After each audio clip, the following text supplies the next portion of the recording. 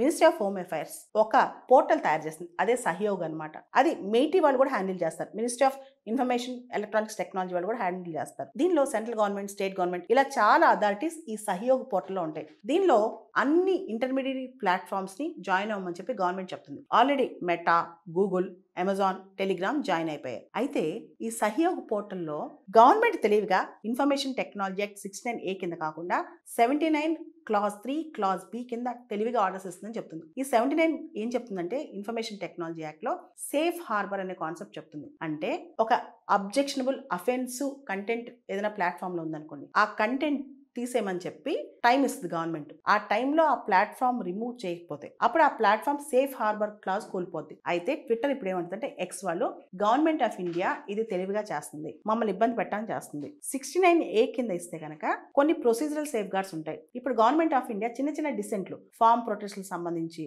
Covid టైంలో government ఎవరిని తిడితే వాళ్ళ గురించి, ఇలా చిన్న చితక అన్ని డిసెంట్లు డిలీట్ చేయమని చెప్తుంది. డిలీట్ చేయమంటమే కాదు, కొన్నిసార్లు వాళ్ళ అకౌంట్ కూడా బ్లాక్ చేయమంటుంది. ఇది డెమోక్రటిక్ ప్రిన్సిపల్స్ కి విరుద్ధం. మేము సెక్షన్ 69A పాటిస్తాం, 79 పాటించాం అని చెప్పి ట్విట్టర్ ఇప్పుడు క్వశ్చన్ చేస్తుంది. అంతేకాదు, అసలు సహయోగ్ పోర్టల్ మేము ఎందుకు జాయిన్ అవ్వాలి? మేము జాయిన్ అవ్వకపోయినా మేము గవర్నమెంట్ చెప్పిన కమ్యూనికేషన్ రీజనబుల్ గా ఉంటే వింటాం. కానీ తెలివిగా గవర్నమెంట్ ఏం చేస్తుందంటే ప్రతి పోలీసు, ప్రతి ఒక్కళ్ళు దాన్ని జాయిన్ చేసేసి ప్రతి ఒక్కళ్ళు బ్లాకింగ్ ఆర్డర్స్ ఇస్తున్నారు. అది మేము ఎందుకు పాటించాలి? దానికి ఒక రేషనాలిటీ ఉందా?